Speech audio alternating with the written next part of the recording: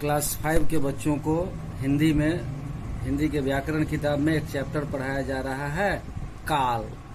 यह काल क्या है? तो सबसे पहले आप इस शब्द को जानिए कि यह काल क्या है। तो काल एक अनेकार्थी शब्द है। काल क्या है? एक अनेकार्थी शब्द है जिसके एक से अधिक अर्थ होते हैं। जैसे पहला अर्थ होता है मृत्यु का देवता और दूसरा अर्थ होता है समय। इसी समय को हमको हिंदी व्याकरण के चैप्टर में काल के रूप में पढ़ना है।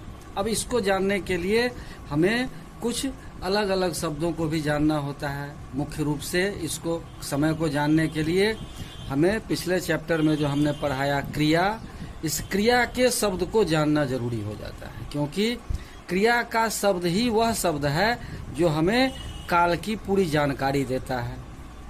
क्योंकि किसी भी वाक्य में कर्ता के साथ क्रिया लगे होते हैं और यह क्रिया का ही रूप है, क्रिया का ही वैसा शब्द जो हमें काल की ओर निरूपित करता है।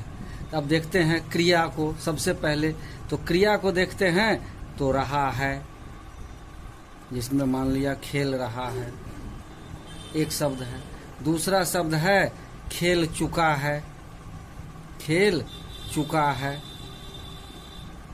तीसरा शब्द है खेलेगा। अब देखिए यहाँ खेल शब्द ही जो है वह अलग अलग समय में प्रदर्शित किया जा रहा है। जैसे खेल रहा है तो ये वर्तमान काल की ओर बताता है, इशारा करता है, अभी के समय में हो रहा है। खेल चुका है यह हमें बीते हुए समय की जानकारी दे रहा है, इसलिए इसको भूतकाल कहते हैं। और खेलेगा तो यह हमें भविष्य के समय की जानकारी दे। काल तीन प्रकार के होते हैं। एक होता है वर्तमान काल जो हमें बीते हुए समय की जानकारी देता है।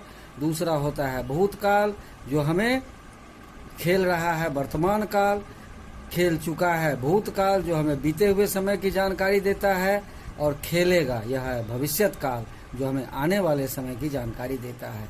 अब आपके क्लास में जो चैप्टर दिया गया है, इस चैप्टर को आप लोग पढ़ेंगे। यह काल चैप्टर है। इस काल चैप्टर में सारी बातें दी गई है। इसके आधार पर आप इसके चैप्टर को बनाएंगे और जहाँ कहीं दिक्कत होगी, अगर दिक्कत होगी तो मैं दूसरे दिन इसी चैप्टर को फिर से बनाकर YouTube पर लोड कर दूंगा। पहले आप खुद से प्रयास करेंगे, फिर आप इसको YouTube के चैनल पर